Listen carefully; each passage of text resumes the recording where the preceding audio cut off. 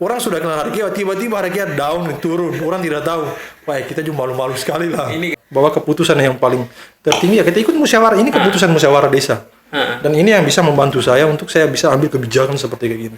Kan kebijakan yang saya ambil juga kan untuk masyarakat. Jadi kalau kita mau ikuti irama masyarakat, semua kalau kita mau ikut kemauan masyarakat, tidak akan selesai itu desa.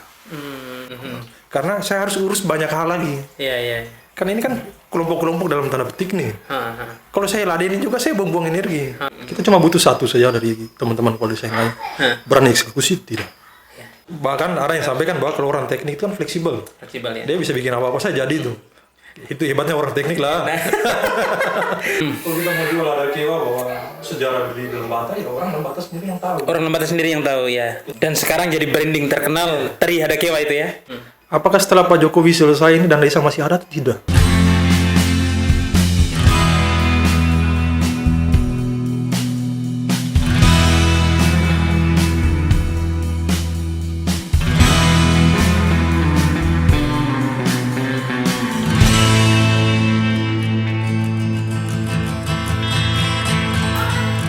Clemens Kowaman, Kepala Desa Harakewa ya? Ya, betul. Iya, Bang, enaknya saya panggil apa nih? Bang atau Bapak Desa atau Bro saja ya? Bro saja? Bro saja. Keren, bro. Masih muda ya? Sebenarnya kalau untuk ukuran Kepala Desa masih muda atau sudah tua sebenarnya, Bang? Lihat. Saya pikir itu sebenarnya orang yang menilai ya. Saya sih kalau dipanggil Kepala Desa saya rasa kayak tua sekali lah. Tua sekali. Ya, walaupun umur sekarang sudah masuk 37 lah. 37, tapi itu untuk ukuran pemimpin sangat muda itu. 37. Rata-rata kepala desa kan usianya di atas 40-an ya. Jadi kalau dipanggil Bapak Desa kayaknya saya tidak terima lah. Kayak kelihatan tua lah gitu. Kenapa tidak terima? Kan statusnya kan kepala desa nih sebenarnya. Tapi tua sekali ya. Di posisi yang mana lah kalau kita lagi santai-santai baru dipanggil kepala desa kayak hubungan emosionalnya tidak jalan. Oke, berarti urusan untuk konteks ini, konteks podcast kita ngobrol-ngobrol santai ini saya panggil bro saja ya. Bro, oke. Ini kan tahun kedua ya, periode kedua maksudnya untuk Kepala Desa Harakewa. Kemarin terpilih lagi ya kemarin ya? Ya, puji Tuhan masih dipercaya. Mantap nih. Saya jadi teringat, Abang. Saya teringat waktu pelantikan Kepala Desa di Flores Timur di Adenara waktu itu. Itu Bupati Flores Timur. Terlepas dari di Flotim ya, tapi dia bilang begini, desa yang bisa melakukan inovasi atau terobosan-terobosan baru dan perubahan itu dirasakan oleh masyarakat, kepala desa seperti ini layak untuk dipilih kembali begitu. Dan terbukti bahwa hari ini Abang dipilih kembali nih untuk periode kedua nih. Ya. Iya. Artinya layak dong. Saya kembali lagi bahwa mau bilang layak itu penilaian dari masyarakat. Oke. Jadi saya intinya periode pertama ya kita kerja air mengalir dan sebagainya. Mungkin hasil yang dirasakan masyarakat membuat saya dipercayakan kembali untuk bekerja lagi. Oke. Nah, jadi begini teman-teman sekalian. Tamu yang hadir di depan saya ini adalah Kepala Desa Harakewa, Abang Clemens Kowaman atau Bro Clemens Kowaman. Itu kalau istilah ada satu partai politik yang lagi tenar partai milenial sekarang itu panggilnya bro. Nah, tapi kan kita tidak ikut mereka. Yang penting bahwa Abang merasa nyaman saja. Nah, Kepala Desa Clemens Kowaman ini kan termasuk salah satu kepala desa berprestasi di Lembata, NTT, bahkan kalau boleh dibilang Indonesia ya. Karena kemarin itu sempat ikut perwakilan desa di Indonesia untuk mendampingi Pak Jokowi ke India ya. Iya, 2019. Itu. Jadi, tadi disampaikan, saya kembali lagi ke awal tadi bahwa semenjak dipilih 2015 dipercayakan untuk memimpin Harakewa, muncul sebuah motivasi dari saya bahwa saat itu saya dipilih dengan status gelar di belakang saya pegang sebagai seorang sarjana. Saat itu kita ada kurang lebih 100 kepala desa dengan saya sendiri yang punya gelar di belakang. Jadi itu yang membuat menantang saya. Maksudnya gelarnya ini gelar akademik ini? Gelar akademik. Kepala desa yang lain? Tidak ada. Jadi saat itu, kalau di periode kedua ya banyak ini ya. Periode kemarin itu saya sendiri yang punya gelar di belakang. Iya. Sebagai sarjana teknik, saya beban dengan itu juga. Oke. Itu salah satu faktor Hada Kewa itu kan punya sejarah historinya kan. Terus tidak bisa dia cuma sejarahnya saja. Tidak ada pendidikan yang lain yang bisa ditunjuk. Nah, dua faktor ini yang membuat motivasi saya bahwa saya harus bawa Hada Kewa keluar lebih jauh lagi. Nah, kalau untuk membawa Hada Kewa keluar lebih jauh lagi, dia tidak bisa kosong bawa Hada Kewanya. Apa yang dijual Hada Kewa? Kalau kita mau jual Hada Kewa bahwa sejarah berdiri di Lembata, ya orang Lembata sendiri yang tahu. Orang Lembata sendiri yang tahu ya. Kita mau keluar ke provinsi tidak bisa, apalagi ke nasional. Lebih tidak bisa lagi. Jadi ada sesuatu yang harus kita bawa. Nah, saat itu yang saya mau lihat, ya sesuatu apa yang ada di Hada Kewa. Potensi apa yang coba kita angkat di situ dengan aturan-aturan yang ada, ya coba kita munculkan potensi lautnya. Itu yang coba saya angkat, saya munculkan. Dan sekarang jadi branding terkenal Teri Hada Kewa itu ya? Ya, saya tidak menyangka lah bahwa sampai titik ini. Tetapi karena saya percaya proses yang kita lakukan bisa menghasilkan seperti ini. Sehingga padahal kalau mau dibilang sebenarnya Teri Hada Kewa itu sebenarnya kamu dapatnya di Hada Kewa saja atau memang di tempat lain juga, sehingga atau seperti apa sih konsep dari branding Teri Hada Kewa yang terkenal sampai saat ini? Kalau Teri Hada Kewa ini ikannya dari dulu ada. Sebelum saya ada juga sudah ada. Ikannya ada. Hanya saja kita tidak follow up itu ikan. Kita tidak tunjukkan bahwa ini potensi desa kita. Nah, saya kadang-kadang sampaikan bahwa kadang susunya kerbau, sapi punya nama dan sebaliknya. Sama juga dengan ikan. Selama ini ikan Hada Kewa nih. Tetapi kalau dibawa keluar Lembata, orang akan namakan ikan dari kabupaten ini, bahkan dari tempat ini. Jadi Hada Kewa sudah dilepas. Sebenarnya itu identitas dia yang kita bawa. Jadi brandingnya yang mau dibangun ya? Jadi brandingnya saja yang kita mau coba keluar sehingga kita bisa jual Hada Kewa. Akhirnya di 2019, ya puji Tuhan saya diberi kesempatan untuk benchmarking ke India, tapi itu juga melalui tahapan yang kurang lebih 1 tahun. Cukup ketat itu seleksinya. Kurang lebih 1 tahun. Jadi kita tidak instan. Jadi 2018 itu kami ikut seleksi. Dari NTT itu kurang lebih 100 desa kemarin. Diseleksi akhirnya terakhir Hada Kewa keluar. Itu di Agustus 2019. Seleksinya lumayan lah. Itu juga berkat jejak-jejak digital lah. Kita mengenalkan Teri Hada Kewa, terus jejak-jejak itu diketahui sama pusat, akhirnya bisa muncul. Kalau tidak bisa. Pantasan abang ini kan saya lihat aktif sekali di media sosial untuk di Facebook. Terakhir sudah mulai pakai promosi berbayarnya Facebook. Iya, saya lihat promosi terakhir kita sudah mulai kecanduan lah lagi situ bahwa setelah kita keluarkan biaya begini, kita ada dapat income-nya sekian ini. Contoh kita dapat 500.000 nih, pengeluaran kita untuk iklan ya 50.000 ya, jadi pasti kita masih dapat untung. Itu jangkauannya berapa sih kalau promosi 500.000 begitu?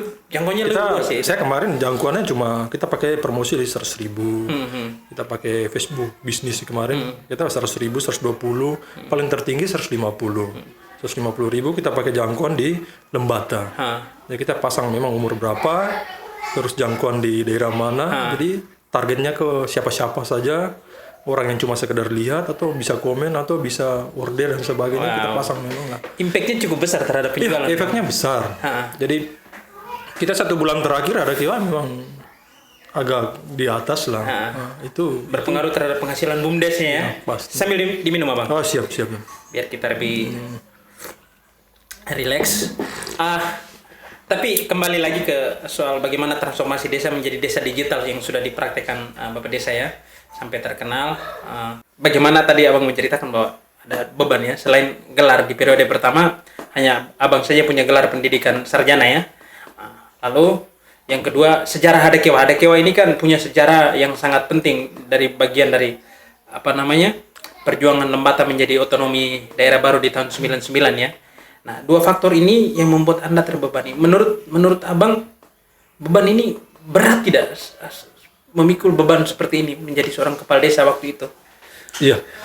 Jadi seorang kepala desa ya terkait beban, ya kita bilang berat karena kita berurusan ini kita mengatur masyarakat dengan di Hada Kewa yang kurang lebih 1.000 jiwa. Besar itu ya, ukuran satu desa. Menyatukan 1.000 orang dalam satu pemahaman yang sama itu pekerjaan tidak mudah. Dan pasti tidak semua orang setuju lah.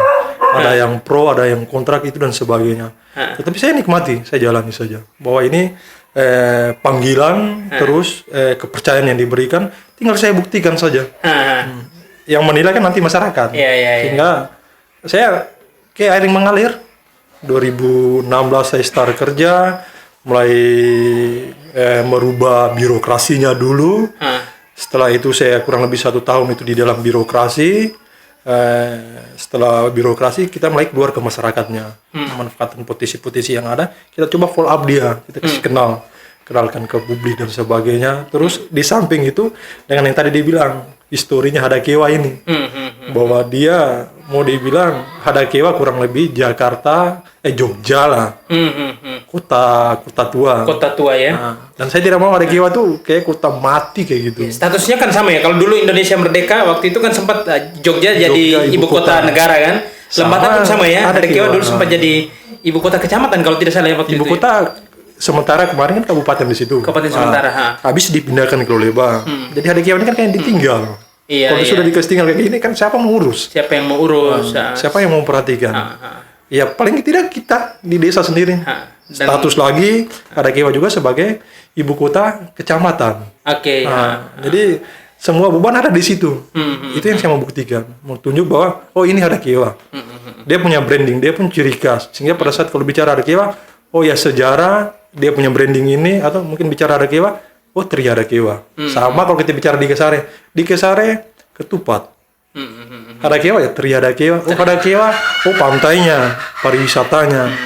Icon-icon seperti ini coba kita muncul, ketika kasih muncul. Dengan sendirinya pasti orang akan tahu lah. Gitu. Dan terbukti hari ini masyarakat tahu bahwa Hadakewa sudah menjadi salah satu desa contoh, lalu terkenal di Indonesia. Sudah dapat berapa penghargaan, Bang? Kalau bicara penghargaan kayaknya tidak. Intinya kita tidak ada. Kemarin kan dari merdeka.com kan sempat menjadi desa. Tidak terlalu bagus juga kalau saya uraikan saya dapat penghargaan di sini. Oh tidak apa-apa. Ini kan setidaknya kan bisa menjadi motivasi untuk desa. Karena begini, Bang. Sekarang ini kan sudah banyak desa yang ya semacam saya melihat ada satu fenomena ya, banyak orang-orang muda yang mencalonkan diri menjadi kepala desa dan berhasil ternyata terpilih. Iya. Nah setidaknya kan langkah yang sudah dimulai, cerita-cerita sukses ini kan bisa. Ya saya bersyukur lah bahwa kalau kita jadi inspirasi untuk anak-anak muda ke yang lain, ya saya bersyukur lah. Berarti kerja-kerja saya ini dibilang cukup berhasil lah. Dan untuk mempertahankan atau mengembangkan ini kita butuh yang lebih ekstra lagi. Saya kadang sampaikan sama masyarakat baru-baru bahwa saya sampaikan calon-calon kepala desa, bahkan kepala desa yang terpilih yang periode kedua. Itu latar belakang pendidikan mereka sudah keren semua tuh. Rata-rata sarjana. Umur bahkan ada yang lebih muda dari saya, 20-an. Terkait inovasi, kreativitas, pasti mereka lebih. Kita cuma butuh satu saja dari teman-teman kepala desa yang lain. Berani eksekusi, tidak. Orang kadang-kadang takut, apalagi sekarang aturan ini kan. Itu saja. Saya melihat, ya yang abang hadapi ya, pengalaman yang abang hadapi ya. Ini kan bicara soal regulasi juga, regulasi aturan pemerintah ya, aturan negara berkaitan dengan dana desa, dengan undang-undang desanya. Lalu dia pasti akan bertabrakan dengan bagaimana seorang kepala desa didorong untuk harus bertindak atau harus inovatif, kreatif buat terobosan-terobosan baru. Benturan itu kan sebenarnya ada kan, atau tidak sih sebenarnya selama ini menurut pengalaman abang?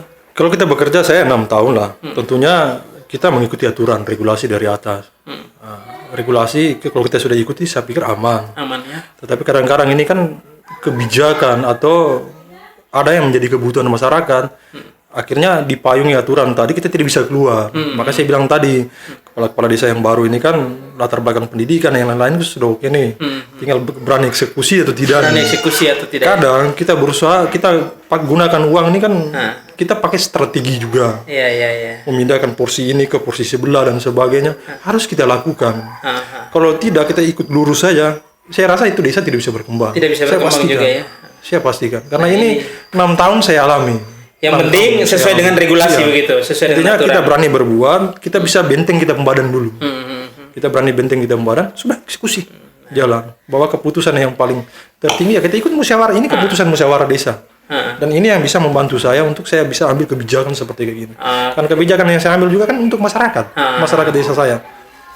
Jadi itu yang kita lakukan. Jadi kembali lagi bahwa kita berani eksekusi atau tidak. Kadang juga kita masih fokus ke yang sebenarnya tidak terlalu perlu. Kadang-kadang cuma hanya kemauan, bukan menjadi kebutuhan. Kebutuhan sekedar untuk menjalankan bahwa ini pemerintah jalan begitu ya. Sekarang saya bilang gini, oke, kita dikasih anggaran sekian, intinya akhir tahun terserap, outputnya terlaksana, efektif atau tidak.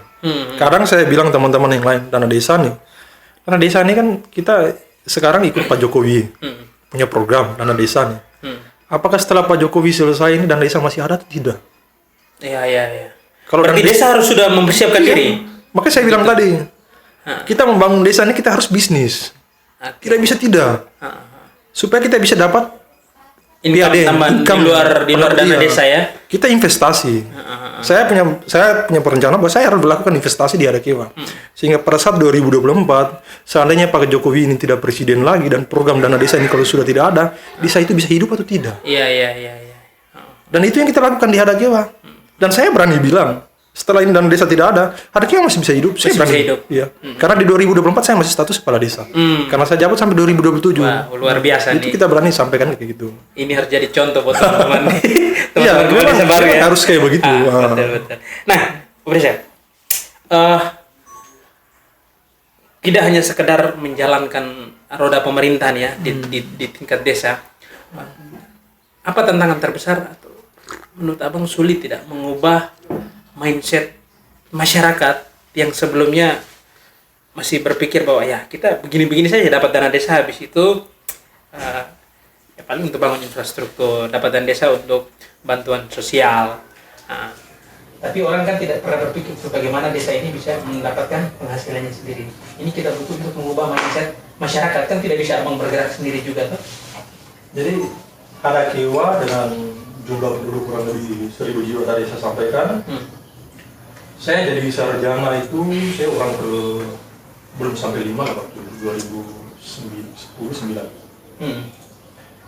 Rata-rata pendidikan di Hadakewa itu kalau kita melihat grafik, itu kita bicara SD itu grafik langsung tinggi.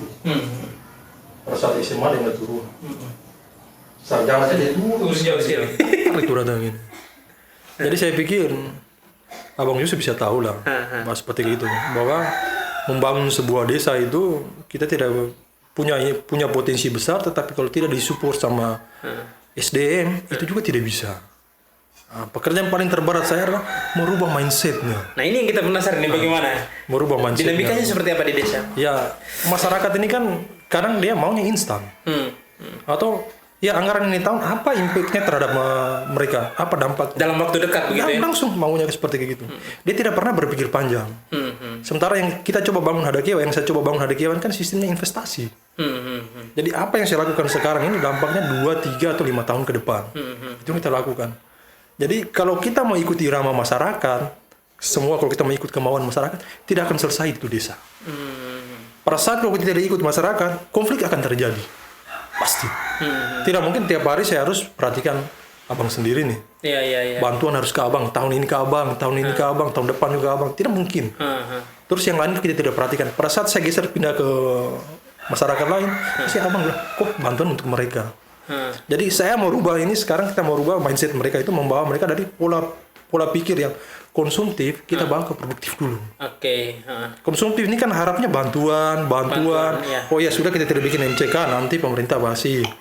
Ayo rumah nanti kita digubuk saja nih, nanti pemerintah kasih. Jadi dia harap-harap cemas, dapat bantuan tidak, dapat bantuan tidak. Sementara standar di desa ini kan punya standar. Bahwa desa ini dari tahun ke tahun ini ada standar perkembangan desa tidak, maju atau tidak dan sebagainya. Karena hasil ini akan menentukan besarnya jumlah dana desa yang kita dapat nanti untuk masyarakat. Iya. Itu kita rubah. Jadi di Hadakewa untuk merubah ini tentunya pada saat kita tidak buat bantuan atau tidak kasih, konflik terjadi. Nah pada saat itu Abang stres tidak sih sebenarnya kalau bisa dalam kondisi begitu? Saya pikir semua kepala desa juga mengalami hal yang sama, termasuk dengan saya lah. Dengan umur saya, jadi pada saat kalau kita mengalami seperti kayak gitu, kita bilang, waduh sudah capek sekali kerja, bahkan kita kerja nih mau dibilang 24 jam nih, tapi orang tidak pernah berpikir bahwa mereka pikir ngelola dananya di dalam ini mudah. Padahal aturan begini banyak, kita harus pelajari aturan dan sebagainya. Mereka pikir, kok kenapa tidak lakukan di sini, tidak lakukan di sini, kok kenapa bikin kayak begitu. Coba mereka masuk dalam sistem ini dan mereka tahu akan sulitnya seperti apa di dalam. itu susah sekali. Tetapi pas pertama saya alami seperti kayak gini, saya bawaannya itu kayak marah, emosi, kok kenapa bisa kayak begini, kayak wah kita sudah kerja capek-capek kok masih bisa dibilang kayak gini. Tetapi setelah saya diskusi sama teman-teman, masukan dari teman-teman atau senior yang lain, yang masukan itu yang akhirnya saya terima bahwa ternyata menjadi tantangan untuk saya, bahwa kalau saya tanggapi ini, saya buang-buang energi, karena saya harus urus banyak hal lagi. Kan ini kan kelompok-kelompok dalam tanda petik nih. Kalau saya ladenin juga, saya buang-buang energi. Apalagi mau proses lebih jauh, itu saya buang-buang energi. Wajar ya lah kalau ada benturan-benturan begitu di Dan saya pikir bahwa konflik itu terjadi justru ada nilai plusnya. Saya tidur jangan terlalu nyenyak. Oh kalau orang bikin kayak gini, saya buktikan dengan inilah. Pada saat dia teriak ini atau mereka teriak ini, saya tunjukkan apa yang saya lakukan. Tapi Abang, balik lagi pertanyaan saya tadi. Memang frustasi juga ya mengurus? Ya kembali lagi lah Andri. Jadi Abang pernah mengalami stres yang begitu besar tidak dalam mengurus desa dalam posisi seperti itu gitu? Karena saya pernah alami di 2020 itu awal mula saya merasakan adanya konflik atau ada ternyata urus desa ini ada pro kontra dan sebagainya. Awalnya 2016 sampai 2019 saya pikir biasa saja lah. Setelah muncul di follow up di media dan semua orang mulai lihat dari situ, itu kan gitu. Saya reputasi saya kan jadi pertaruhan. Ya. Di satu sisi di 2019 saya coba keluar ke India terus kembali terus saya diberondong ini kan saya rasa akhirnya saya coba menghadapi ini semua lah. Tidak perlu saya tanggapi, saya buktikan saja lah dengan konsep yang saya lakukan yang menurut kelompok-kelompok tertentu mereka rasa tidak pas dan sebagainya. Ya saya buktikan. Saya kerja bahwa ini tujuan dan saya sudah bikin itu dalam sebuah master plan lah. Jadi saya eksekusi jalan dan saya pikir hasilnya ya tidak terlalu jelek-jelek amat atau apa ya bisa lah dibilang berhasil ya saya sendiri perlu sampaikan seperti kayak gitulah. Jadi memang stres saya tuh muncul di situ. Tetapi kalau saya bawa di dalam stres terus pasti tidak akan jalan. Jadi kalau biasanya saya coba stres kan saya lihat kadang-kadang juga sering posting ya, mancing ikan. Kadang awal itu saya masih tanggapi terus mulai masukan dari teman-teman. Kalau tanggapi sama saja lah, kadang tidak. Jadi sudah, kadang saya pura-pura tidak tahu kayak begini. Kadang-kadang teman-teman screenshot kirim, oh Pak Kadis kenapa dari kayak gini, bro kenapa kayak gini? Saya bilang sudahlah, saya malas ngurusin kayak begitu. Saya fokus kerja saya lah. Terus mancing dan sebagainya. Atau masih ada usaha ternak-ternak kemarin, ya saya larinya ke situ. Sehingga jangan ganggu saya punya pikiran lah, fokus tetap ke tujuan yang kita sudah rencanakan. Nah, sekarang ini kan saya lihat di Desa Adat Kiowa ini punya beberapa hal yang menarik nih saya lihat. Mulai dari taman baca ya. Taman baca BUMDes Teri Adat Kiowa. Lalu sekarang sudah mulai dengan lapangan futsal semua. Terakhir ini kan sudah mulai wisata pantai ya. Wisata pantai lalu ada wahana bermain anak di pantai, outbound juga ada. Nah, ini banyak sekali investasi besar yang dilakukan ini. Nah,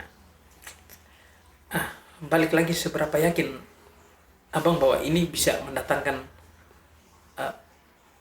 dari target pasarnya nih, masyarakat Lembata gitu. Jadi kadang-kadang saya diskusi dengan teman-teman kan mereka bilang ya kita kalau mau butuh untuk hiburan ya pada saat kita stres dulu baru kita datang hibur diri begitu. Adat Kiowa begitu. Nah, ada juga kekhawatiran orang bahwa ini jangan sampai tidak bertahan lama nih. Takutnya bahwa orang konsisten tidak untuk datang begitu. Itu kira-kira seyakin apa Abang bisa berinvestasi di bidang wisata begitu besar gitu? Kalau investasi di wisata kalau dibilang besar saya pikir tidak. Tidak juga ya? Tidak besar. Orang mungkin memandang bahwa itu begitu luas, desainnya seperti ini, sebenarnya murah kok.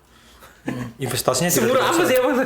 Karena kita yang di sana itu sebenarnya kita butuh cuma kreativitasnya saja. Kreativitasnya saja. Okay. Jadi tidak butuh budget yang besar. Kita cukup desain sedikit, kelihatan bahwa ini budgetnya besar, tetapi sebenarnya tidak di sana. Ya? Terus kalau mau dibilang yakin, saya yakin sekali dengan tren sekarang lah, tren di Indonesia dari pusat juga bicara isu pariwisata dan isu ini yang harus kita tangkap di tingkat desa lah. Okay. Saya sudah tangkap ini, kita sudah investasi, hasil yang kita dapat ya bukan berapa uang kita dapat dari situ.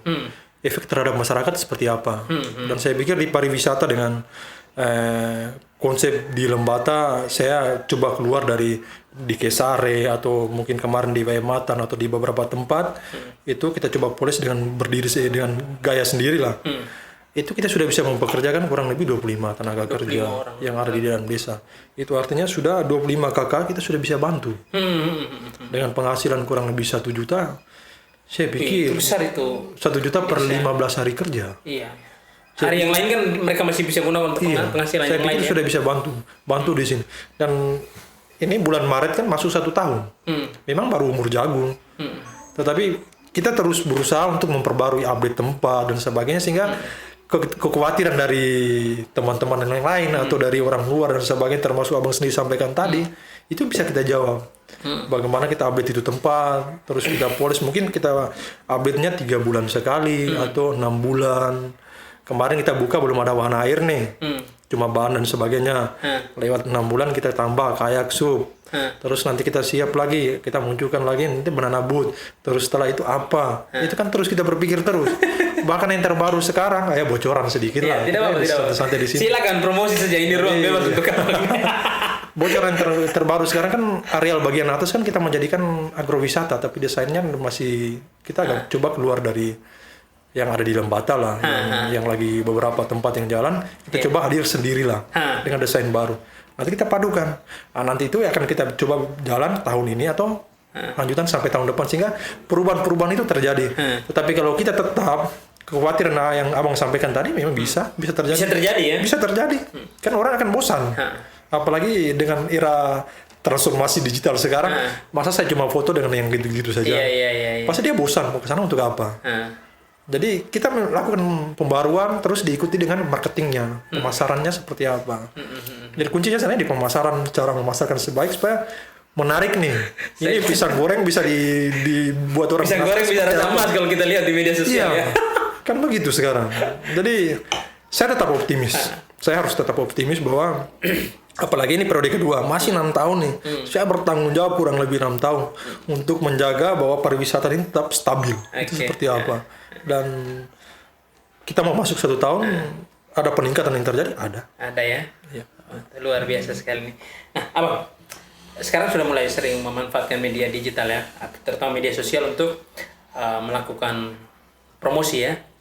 Nah, ini sebenarnya pengalaman pertama itu didapat dari mana sampai bisa masuk ke ruang itu? Artinya bahwa tidak semua desa begitu, tidak semua ini. Ya, kembali lagi yang tadi saya sampaikan tadi, bahwa pada saat saya dilantik itu yang gelar di belakang tadi, saya memang sarjana teknik. Saya orang teknik. Teknik sipil, teknik informatika. Saya teknik elektro. Konsentrasinya saya orang listrik. Sarjana listrik lah. Sarjana listrik, keluar usaha jurusan lain, jadi kepala desa, usaha jurusan lain, tidak nyambung lah. Saya anggap bahwa pendidikan itu menjadi dia cuma hanya multidimensi ya, semua bisa. Bahkan ada yang sampaikan bahwa kalau orang teknik itu kan fleksibel ya. Dia bisa bikin apa-apa saja jadi itu. Itu hebatnya orang teknik lah. Nah, saya ini mau kuliah ulang teknik kalau ngomong begini. Jadi itu yang saya waktu kuliah hobinya ke IT. Hobinya saya di IT memang. Jadi saya berteman sama teman-teman informatika. Teman-teman informatika itu kan bicara tentang programmer. Iya. Program-program. Terus kita mulai kenal internet waktu awal dari warnet. Kita mulai belajar dari situ. Akhirnya jadi kecanduan kayak gitu. Bawanya hobi saya di IT lah. Masuk jadi kepala desa ya, kita manfaatin itu yang pertama. Makanya saya munculkan website Desa Hadakiawa itu akhir 2016. Website resmi itu. Termasuk awal itu 2016. Itu belum ada website di Lembata. Saya tidak tahu sekarang posisi desa yang punya website resmi yang domainnya Desa ID. Itu saya tidak tahu lah, tapi setahu saya mungkin dari Hadakiawa lah. Mudah-mudahan saya salah lah. Itu di 2016. Awal dari itu yang saya bilang tadi, jejak-jejak digital nih. Orang di pusat. Dia kalau porsi anggaran ke timur nih. Dia mau ke timur, dia tahu desa apa. Dia mungkin masukkan saja di Google mungkin ikan lah. Pada saat dia masuk ikan, ratingnya teri itu mungkin posisi di atas. Teri Hadakiawa. Oke, sudah kita masuk nih. Sasaran tembak satu ini. Iya. Jadi jangan berpikir bahwa mungkin saya ada kenalan di kabupaten atau provinsi atau pusat, tidak ada sama sekali. Saya bersyukurnya kenalnya lewat itu. Digital. Jadi transformasi digital itu memang Menarik, efektif sekali, sangat sangat membantu. Bahwa ada kiau besar, ya saya dibantu sama digital, ya teman-teman wartawan yang ada di Lembata, mereka kan bantu follow up semua. Mungkin pengaruh itu bisa naik dan memang kayaknya itu sudah. Selain website desa apa lagi Om? Saat itu kita website desa, setelah itu kita mulai manfaatkan media sosial yang lain kayak Facebook dengan halaman-halaman desa, fanpage-nya desa lah, terus IG, Instagram, beberapa media yang kita manfaatkan itu sehingga bisa mengenalkan Hadakiwa lebih jauh lah. Tapi abang tidak berangkat dari hobi tuh, dari semua ini, mesti dilakukan semua ini. Kalau waktu kosong di desa itu biasanya apa betul? Kalau waktu kosong di desa, saya paling-paling kembali ke urusan pribadi, usaha lah. Tetapi masih tetap larinya ke media sosial, pola Hadakiwa. Ya jarang, coba kalau lihat di berandanya saya. Paling-paling jarang untuk pribadi lah, paling-paling Hadakiwa. Masa seorang kepala desa posting jual ikan kan? Jual ikan tidak elok juga ya. kayak bagaimana lah dengan umur kayak gini, mungkin statusnya lebih lebay sedikit atau apa, kok jual ikan kan tidak keren. Tetapi saya mau sekali lah mau buktikan bahwa ya ada yang bisa, saya mau tunjukkan kayak gitu. Ada, kalau saya pribadi saya mau bilang apa ya, saya orang selera tinggi dalam tanda petik. Jadi saya mau ada Kiwa tuh bisa lah sama desa yang lain yang ada di Jawa. Kok mereka bisa, anggaran sama nih, mereka bisa, maksudnya kira-kira apa? Atau mereka lebihnya apa? Kalau mau dibilang potensi, ya kita potensi begitu banyak di Lembata. Atau saya di Hadakiwa begini banyak. Terus potensi ini kan kadang-kadang kita sadar bahwa tidak mungkin kalau saya posting ikan ini jadi potensi atau tidak. Orang apa tidak. Tetapi pada saat muncul, orang anggap bahwa, ini luar biasa. Luar biasa, betul. Nah, jadi sudah dibentuk mindset apa, persepsi orang terhadap sesuatu yang di-share itu sudah terbentuk ya. Jadi orang kadang kita rasa ini biasa-biasa saja, tapi kalau orang lihat luar biasa nih. Nah itu yang memotivasi saya terus jalan terus, apa yang kita muncul. Jadi ide itu selalu ada saja. Selalu ada saja. Setelah ini apa? Bahkan kadang-kadang saya gini, kita sudah bikin ini pasti ada desa yang ikut nih. Kita sudah hadirkan lapangan futsal, ada desa sudah beberapa ikut lapangan futsal juga nih. Terus kita hadirkan ini, ada desa juga ikut. Jadi kita tidak boleh berhenti. Kita lari terus. Harus lari terus. Lari terus. Kalau tidak orang kejar sama dong posisi kita punya. Kalau memang kita bicara terus di atas, ya kita terus lari. Tidak bisa stop. Mempertahankan itu susah. Orang sudah kenal Hadakiwa, tiba-tiba Hadakiwa down, turun. Orang tidak tahu. Wah, kita cuma malu-malu sekali lah. Ini gara-gara abang lari terus sampai lari mentok di India kan. Jadi kemarin di India tuh bagaimana tuh India? Di sana setelah kita ikut seleksi yang kemarin tadi ya sempat terputus tadi di 2018, 2019 kita diberi kesempatan. Kita India ini kan ada program benchmarking nih. Jadi kita kayak sharing kayak gitu. Jadi hari ini kita tiba atau hari ini kami masuk di sebuah universitas. Tahun berapa ya? 2019 ya. Bulan-bulan Agustus, akhir Agustus lah kita pergi. Kita ke sana, kita tinggalnya di sebuah universitas lah ternama di India.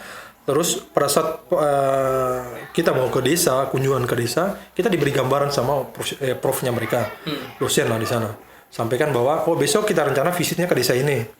Desa A ini gambaran bahwa jumlah penduduk sekian, terus kebiasaan orang di desa seperti ini, potensi yang ada di desa seperti ini, kita diberi gambaran memang. Setelah itu besok kita ke desa. India itu kurang lebih sama seperti Indonesia lah, karena dia desa-desa juga. Negara-negara berkembang juga ya. Dia negara terbesar kedua di dunia lah. Jadi kita sampai di desa, kita lihat, kita amati. Ternyata pembangunan seperti ini, persoalan-persoalan apa mereka sampaikan. Kami alami kayak seperti ini. Terus kalau kita tahu saat itu kita langsung sampaikan. Kalau persoalan seperti ini, kalau kami di Indonesia cara mengatasinya seperti ini. Begitu juga mereka sampaikan, mereka punya. Terus kita anggap bahwa ini lebih nih, itu yang kita bawa pulang. Ya contoh India, kelebihan mereka adalah pemberdayaan perempuan. Dan itu memang bagus, berhasil, kuat. Ya? Grup-grupnya mereka kuat. Dan itu yang kita coba tangkap dari India. Terus membawa kita keluar ke India ini kan ya sebuah kesempatan yang saya pikir ya ke India siapa punya uang bisa lah. Tapi pergi India dengan momen kayak gini saya pikir tidak semua orang punya momen yang sama. Dan saya pikir saya orang beruntung lah. Beruntung bisa memiliki kesempatan sampai India. Di sana kalau diskusi begitu ngobrol pakai bahasa India atau bahasa Indonesia atau kita bahasa Inggris nih. Kita bahasa Inggris. Jadi walaupun bahasa Inggris kita setengah-setengah lah. Bahasa Inggris itu kalau waktu kuliah tuh paling benci lah. Saya nyesal juga. Setelah ternyata kita keluar bahasa Inggris sangat penting sekali. Penting sih. Padahal Saya waktu juga kuliah bisa Bang sekarang ini. kita lari-lari lewat saya kalau bahasa Inggris. Sampai di sana kita bahasa Inggris, nanti mereka bahasa nasional mereka kan bahasa Inggris, India. Jadi mereka sangat fasih ya. Ya, jajannya Inggris kan India. Jadi bahasa nasionalnya mereka kan Inggris. Tetapi nanti ada bahasa Indianya mereka yang mungkin tiap provinsi beda-beda. Karena kebetulan kemarin saya di India kan ada 2 provinsi yang kita datangi. Itu memang beda-beda. Jadi kalau dia tidak bisa bahasa Inggris, kita bicara bahasa Inggris, nanti ditranslate ke bahasa India yang versi provinsi itu. Begitu juga nanti sebaliknya ditranslate kembali. Jadi kalau kepala desa yang mau berprestasi harus siap untuk bisa bahasa Inggris. Ya wajib lah kayaknya ya. Penting ya bahasa Penting Inggris. sekali lah. Kita tidak tahu tiba-tiba keluar negeri, kita cuma tahu yes no saja. Bahasa Inggris harus bahasa Inggris. Harus bahasa Inggris ya. Bahkan saya sempat bawa produk teri lah waktu itu di sana. Bahkan ada di universitas itu kan hampir semua negara berkumpul di situ untuk belajar itu. Belajar di universitas tersebut. Kita kenal kita yang produk. Oh, Bagaimana mereka makan ikan teri ini kayak wah rasanya lain. Jadi kita bantu jelaskan ikan, terus minta mereka untuk buat sebuah vlog atau kita sampaikan promo. Jadi hal-hal itu sederhana kecil-kecil kayak gitu ya. Cara promosi yang paling sederhana ya. Sekali mendayung 2-3 bulan terlampu kan. Oh dia sering dayung di Teluk ada gimana. Jadi ya gitulah ceritanya di India. Mantap. Jadi kita dapat dari India ya pemberdayaan perempuannya. Memang hebat lah di sana. Itu kita akui. Nah, Kepala Desa, semakin berkembang ya, semakin kesini sudah dari tahun 2014 ya, 16 ya, 2016 satu periode selesai, lanjut lagi nih. Nah, bukan waktu yang pendek dari 2016 sampai sekarang sudah sekitar 6 tahun. 6 tahun ya, 6 tahun lebih. Ada banyak cerita nih, Tapi ketika ada Kewa sudah sampai ke titik itu, masih banyak desa lain juga yang masih mencoba untuk merangkak dari belakang ya. Nah, kita butuh semacam dorongan yang kuat begitu dari setiap desa untuk, karena kadang-kadang orang datang ya, kalau kita bicara dari luar nih, pengunjung dari luar atau wisatawan misalnya dari luar, mereka kan juga tidak mungkin hanya ke Kewa saja begitu. Nah, bagi teman-teman lain perlu tidak transformasi yang seperti desa Kewa begini? Jadi untuk pimpin desa, saya ambil dari pribadinya saya lah. Kalau dia mau membangun desa, pas dia bangun. Itu saja. Sekarang dari kemauan saya lah. Kalau tidak, mau kita bantu seperti apa juga, pasti akan tidak. Jadi yang pertama, kemauan saja lah. Saya pribadi memang, saya mau sekali bangun Sapung Kampung. Saya mau tunjukkan Sapung Kampung ke orang luar atau bahwa saya kampung itu bisa lah. Kemauan seperti ini yang kita akan. Pada saat ada sebuah kemauan, saya pikir ada jalan saja. Jalan itu terbuka. Tetapi kalau kita juga tetap tutup diri bahkan atau sudahlah kita jalan saja yang ada, ya pasti saya pikir desa tetap kayak begitu. Jangan berharap bahwa bisa saja kita belum tentu tahu bahwa periode kedua atau kepala desa yang terlantik di tanggal 28 Desember kemarin, ya semua orang menyampaikan bahwa kita mau rubah nih. Kita juga belum tahu. Saya tuh kadang bingung gini ya Bang. Semua desa dipaksa untuk, bukan dipaksa juga ya, disarankan lah, lebih pasnya itu untuk harus bisa kreatif, inovatif, harus bisa membentuk BUMDes yang bisa memanfaatkan potensi alamnya mereka atau potensi sumber daya alamnya. Kalau menurut kacamata Abang di desa-desa lain nih, Tambata ini sebenarnya punya kaya tidak? Di tiap desa itu punya potensi tidak? Setiap desa itu pasti punya keunikan, punya potensi, pasti ada. Sejauh mana kita melihat potensi itu? Tidak hanya pariwisata kan? Iya, kita tidak bisa harus desa saya harus bikin BUMDes, tidak perlu. Kalau desa, dia cukup investasi ke desa lain saja. Itu pun bisa? Itu bisa BUMDes bersama. Jadi dia tidak boleh kerja, dia tidak usah kerja lagi. Saya contoh saja Bang, saya di Kewa ada BUMDes nih. Terus desa sebelah tidak perlu bikin BUMDes lah. Saya cuma invent saja, saya punya anggaran di sini.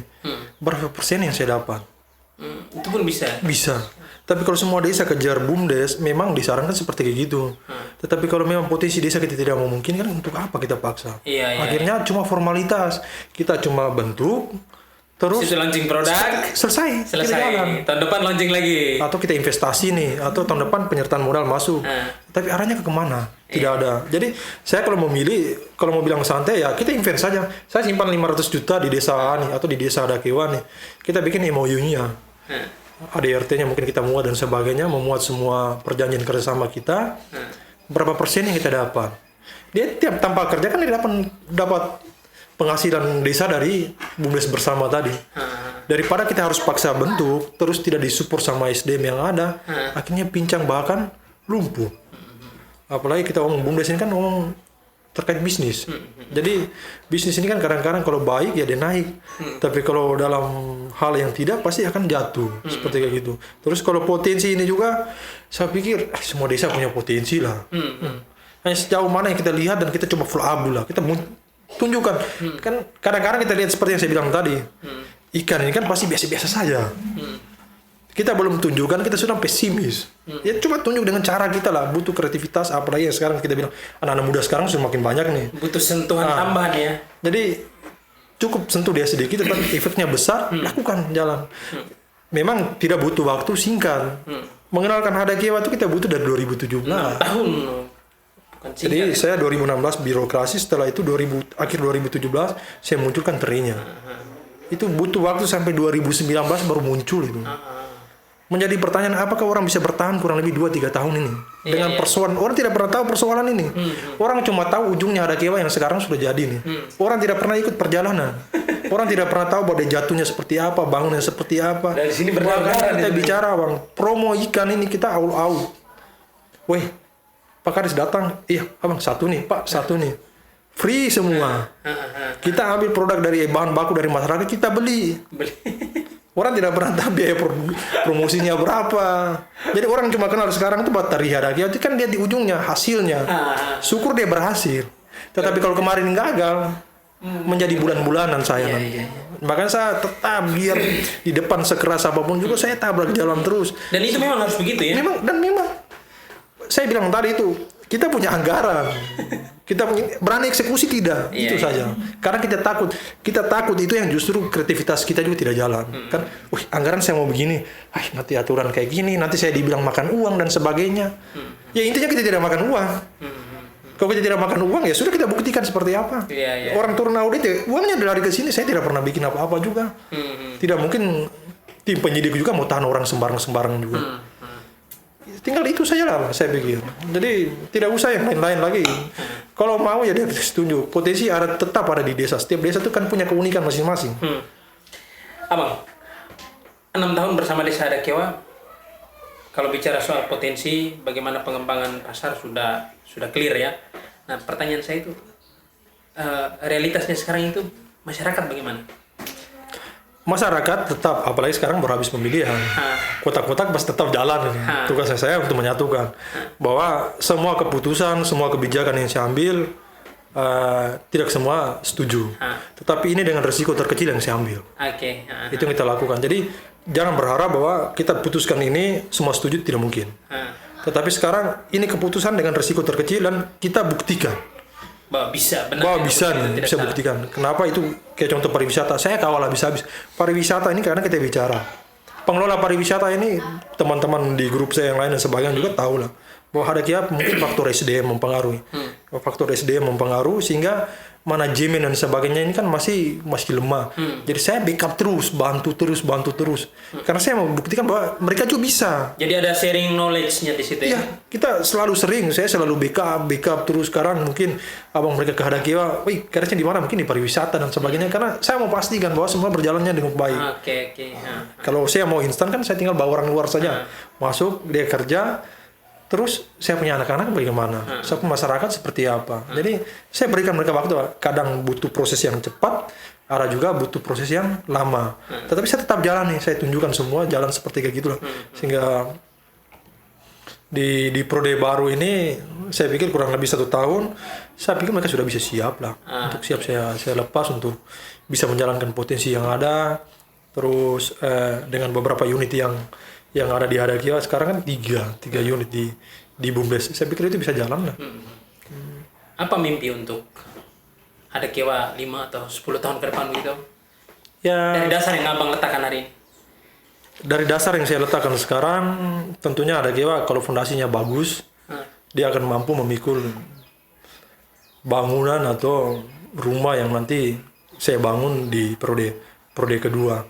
Dan setelah saya lepas, pasti itu akan bertahan. Jadi mimpi saya ke depan untuk ada Kewa ya, saya belum puas dengan ada Kewa yang ada sekarang. Masih mau untuk lebih lagi lah, itu pasti. Dengan selagi otak ini masih bisa menghasilkan ide, masih bisa berpikir, saya akan keluarkan semua untuk ada Kewa. Dan itu janji saya untuk ada Kewa, untuk mengembangkan ada Kewa lebih jauh lagi lah. Jadi kalau selesai periode ini abang lihat belum ini bisa maju 1 kali.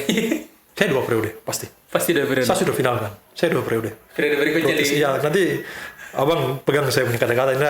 Nanti pada saat akhir jabatan saya 2027 ya? Mungkin season kedua saya di sini. Buktikan bahwa saya 2 periode atau tidak. Karena saya pastikan 2 periode. Karena saya prinsip kayak gini. Pemimpin yang sukses itu bagaimana caranya dia bisa mengkader.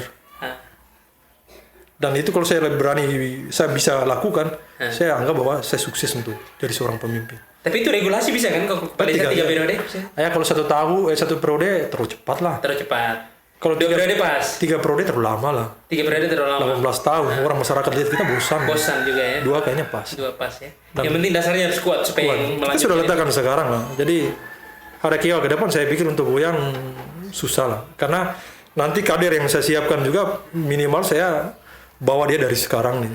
Berarti sudah punya bayang-bayangan suksesi siapa nih? Ada. Dan pasti generasi. Memang harus begitu ya? Anak muda, ada Kewa. Kita siapkan anak muda. Pasti mas. Karena supaya dia bisa memahami apa yang saya sudah pasang sekarang. Dia tinggal teruskan saja, bahkan dia menambahkan lagi. Tetapi kalau saya pasang dengan, bukan berarti saya tidak menganggap orang tua, tidak. Tetapi dengan tren yang sekarang, orang muda lah. Karena kita butuh sekarang kan lari.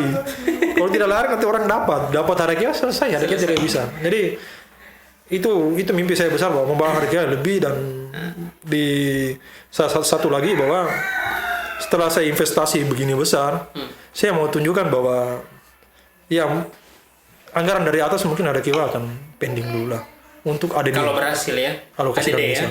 Karena saya setiap tahun pasang target PAD ini kan tiap tahun naik. Saya 2016 itu dari target saya masuk itu PAD belum sampai 5 juta tuh. Kita naik terakhir sekarang kurang lebih 100 juta nih. 100 juta PAD? Iya, itu target. Terakhir tahun 2021 ini ya? Wow, itu juga karena pandemi. Akhirnya kita tidak sampai, kita pasang target 100. Tetapi realisasi kemarin kurang lebih 70-an. 2 tahun ini kan akibat pandemi dari 2020, 2021 agak goyang. Sebenarnya bisa dapat. Bahkan sekarang di pariwisata dengan penghasilan atau omset di pariwisata saya itu kurang lebih pendapatan kurang lebih 50 dengan laba bersih kurang lebih 20 sampai 30. Saya pikir tidak mustahil untuk kita bicara. Itu baru 1 unit ya. Per bulan ya? Iya, per bulan. Omset per bulan ya? Iya. Laba bersihnya 20-an? Iya, 20-an sampai 30. Kayak contoh bulan kemarin. Bulan kemarin dengan pendapatan kurang lebih 50 juta, terus di biaya personal dan sebagainya termasuk dengan gaji karyawannya 20-an orang di dalam, itu kita masih bisa save kurang lebih 10 juta tuh. 10 juta itu bersih. Kalau 10 juta itu di offer kembali ke BUMDes, dari unit ke BUMDes, itu kan 1 tahun 120 juta. Itu baru 1 unit kita bicara. Kalau di bagian teri dia jalan maksimal, terus dengan unit baru internet desa itu dia jalan maksimal, saya pikir itu realistis lah yang saya bicara. Saya tidak menghayal juga. Dan saya tetap optimis. Iya. Karena ini investasi yang kita lakukan. Artinya sudah ada hasil ya. Sebenarnya. Jadi kalau kita sudah dapat uang banyak dari bawah, ya sudah kita kelola uang saya yang ada, supaya kita lapornya ke bawah.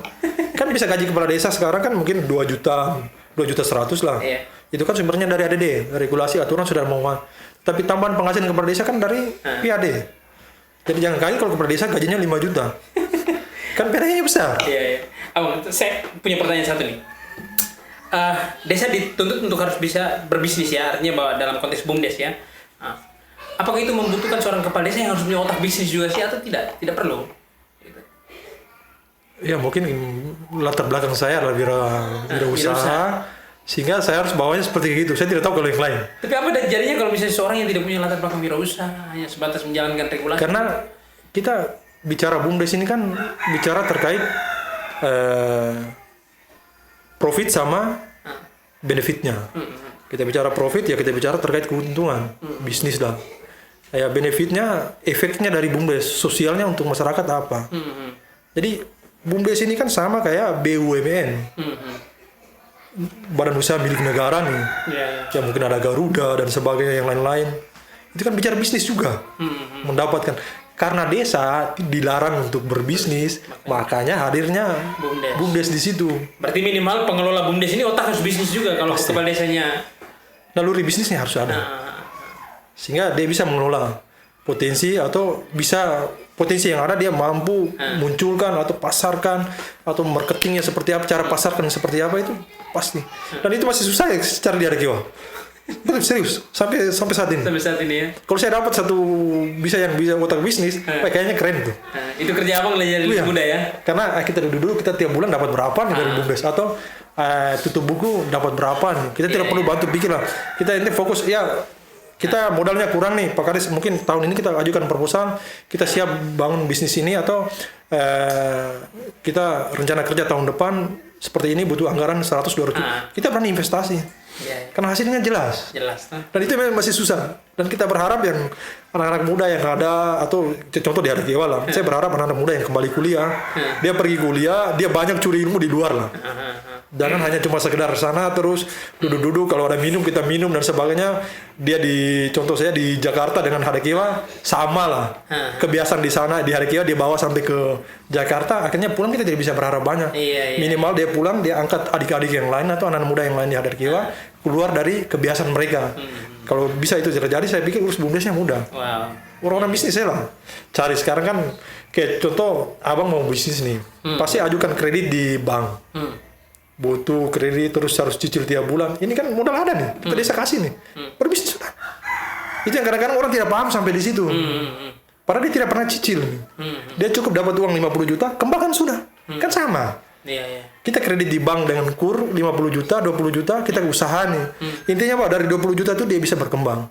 Tapi kalau dari 20 juta jadi tinggal 15 kan defisit. Betul. Jadi sekarang minta mereka untuk bekerja lebih dari itu saya lah. Modal yang ada kan modal sudah ada. Kalau orang bilang lapangan pekerjaan di desa tidak ada, saya pikir tidak lah.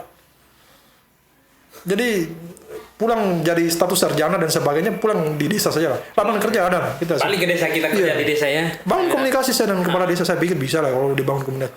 Kalau saya tidak tahu kalau teman-teman lain, saya yakin teman-teman lain juga bisa lah. Sebenarnya teman-teman yang lain juga punya. Bisa, teman-teman kepala desa lain juga bisa. Karena kalau saya sampaikan kalau ada anak muda yang datang ketemu bahwa Bapak Desa saya siap berbisnis ini, saya usaha ini yang kita bisa lakukan di Harakiwa, minta support dari Harakiwa atau dari kepala desa, saya siap support. Iya. Kan tidak ada yang larang, tidak ada yang marah. Intinya kita ikuti aturan mungkin lewat BUMDes pekerjakan mereka. Jadi, sebenarnya ruangnya terbuka sekali di desa, terbuka sekali, tidak ada yang ditutupi. Apalagi yang terakhir, saya contoh di 2000, bukan contoh lah, visi misi saya di 2021-2027 ini kan transformasi menuju Harakiwa berkarakter dan berdaya saing. Salah satu misi saya kan menjadikan Harakiwa smart village. Jadi kita bicara terkait digitalisasi. Awal tahun ini webnya kita yang sudah jalan harakiwa.desa.id itu kita berusaha sekarang masyarakat ngurus suratnya online. Berarti di-upgrade lagi websitenya nanti ya? Sudah jalan. Sekarang kalau abang buka ya pasti dapat.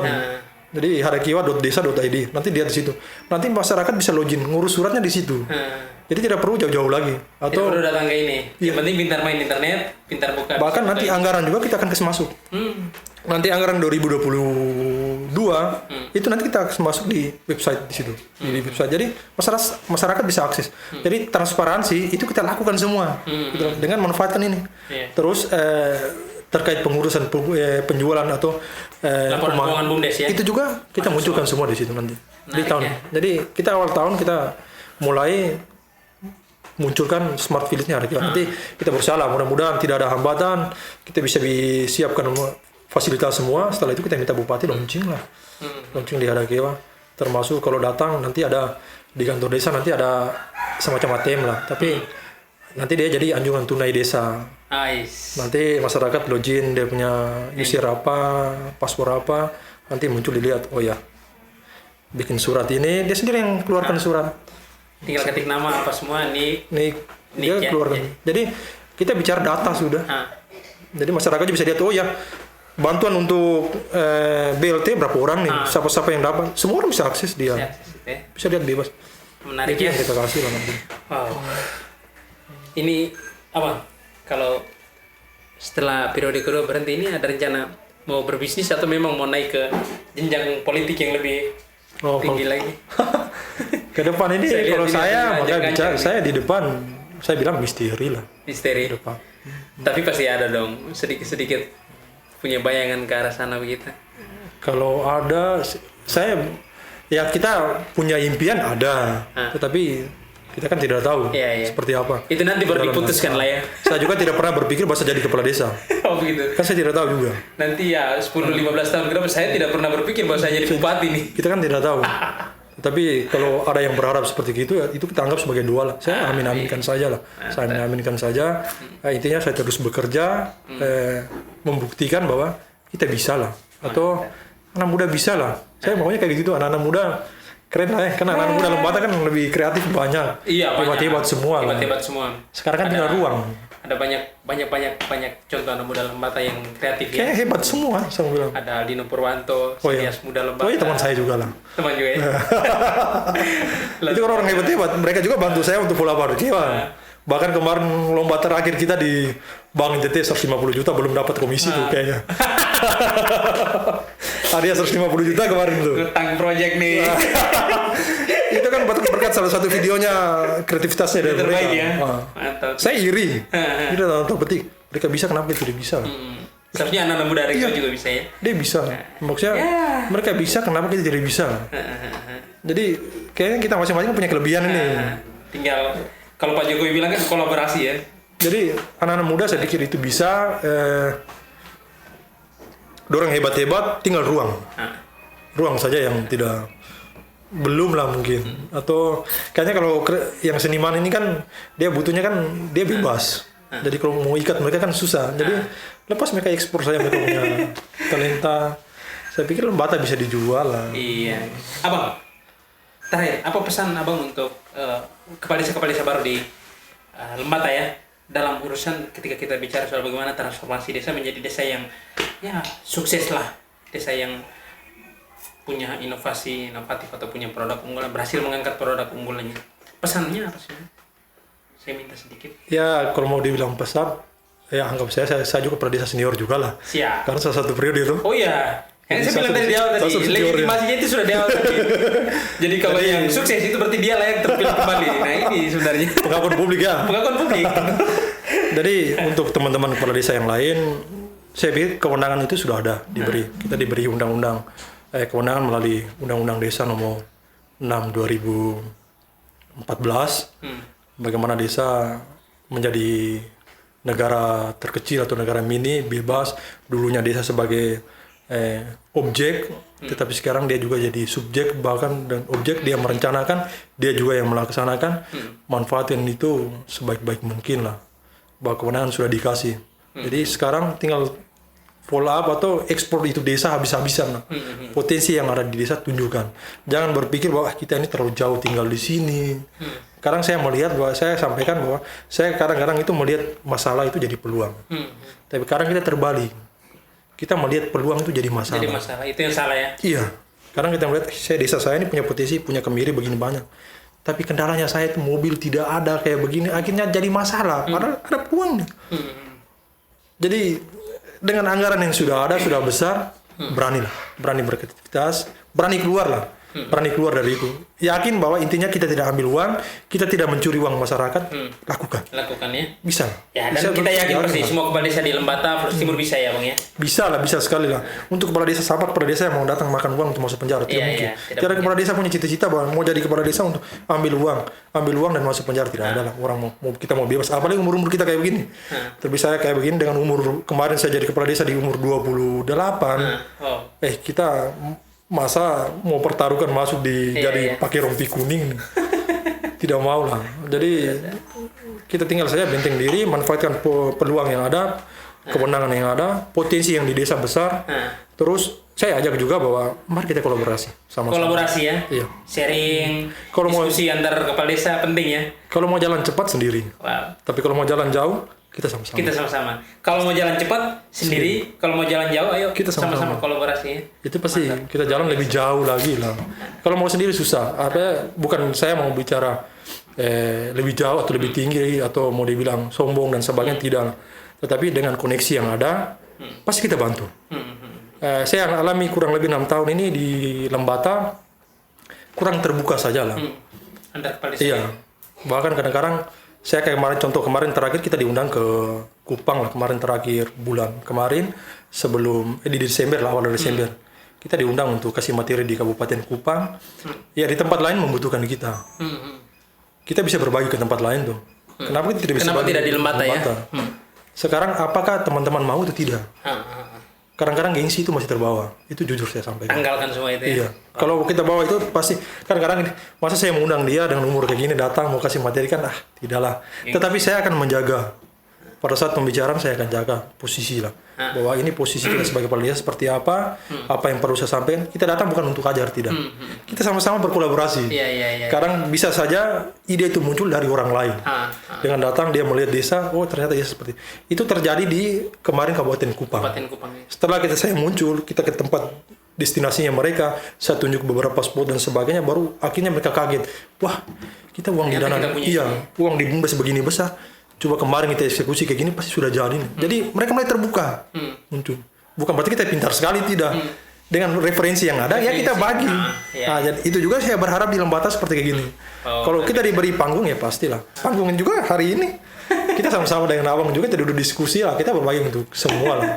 Berarti kita bagi untuk teman-teman yang ada di sini atau di Kabupaten Lembata atau Flores Timur. Kita siap. Flores Timur kemarin kita sempat dari Adonara kayaknya. Itu walaupun Zoom kita sempat diskusi sama-sama. Iya. Kita berbagi sama-sama di sana. Walaupun biar lewat Zoom lah. Kayak kita di sini jarang. Di Lembata jarang. Saya jujur sama kurang lebih 6 tahun. Karena kita ngajak, ayo kita ngopi santai. Itu juga rata-rata teman-teman, sibuk lah kayak gini. Jadi kalau sudah kayak begitu susah berkembang. Kan obrolan ngopi-ngopi kayak hari ini kita duduk. Ini kan menghasilkan sesuatu. Betul. Kalau waktu kuliah kan kita bilang, ngopi-ngopi dulu lah. Ngopi-ngopi itu 1 gelas ini kan habiskan waktu bahkan hampir 1 hari. Tapi ada hasil yang kita dapat. Ada hasil yang kita dapat. Luar biasa ya. Ya mudah-mudahan kita berharap bisa ada kolaborasi, bisa ada sharing atau komunikasi membangun jaringan antar kepala desa supaya sharing knowledge, sharing pengetahuan dan pengalaman itu bisa terwujud ya Bang ya. Iya, saya terakhir kemarin di grup, kami grup kepala desa yang terbaru sekarang 2021-27 itu juga kita sampaikan, ayo kita bentuk forum. Kita bentuk forum supaya kalau bicara itu kita punya taring. Tapi sekarang saya lihat, saya optimis anak-anak muda semua kepala desa sekarang ini. Jadi saya mulai gagas di grup nih, saya mulai munculkan. Harusnya hari ini di Adakewa, tetapi masih ada tarik mundur dan sebagainya, bawa begini ya kita memaklum.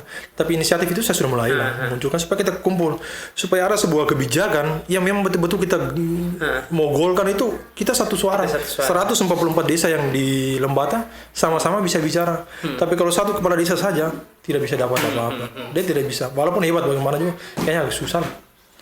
Begitu. Wow, luar biasa. Abang, terima kasih banyak ya. Sip. Sudah berbagi kurang lebih kayaknya 1 jam atau 30 menit. 1 jam ya? Durasinya tadi 30 menit ya? Rencananya 30 menit tapi sepertinya lewat. Tapi karena memang menarik asik kita terlarut dalam cerita yang menarik ini. Ya mudah-mudahan semakin sukses ke depan, semakin banyak desa-desa yang terinspirasi dan yang paling penting ada kolaborasi, ada komunikasi yang dibangun untuk Lembata yang lebih baik ya. Iya, kita bangun. Ya, kenalkan membawa Adakewa ini kan misalnya kita mau kenalkan Lembata. Pasti kalau kita bawa ke pusat kan orang tanya. Saya waktu awal bawa ke kementerian juga, Adakewa di mana? Bingung lah waktu itu. Sekarang akhirnya kita Lembata muncul apa? Ikan paus. Jadi ikonnya sebenarnya ada. Sudah ada. Tinggal kita. Justru yang kita munculkan ikan paus itu lebih jauh lagi hanya tidak diangkat kan. Iya. Jadi media sosial sekarang ya, Bang. Luar biasa. Kita kalau kasih muncul bisa. Terima kasih Abang ya. Siap, makasih banyak.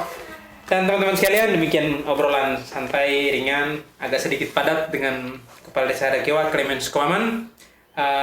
Mudah-mudahan banyak teman-teman yang nonton, banyak yang terinspirasi dan semakin banyak perubahan yang kita alami untuk Kepala Desa yang terbaru di periode 2021-2027.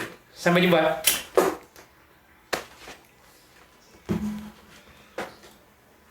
Wow, what's the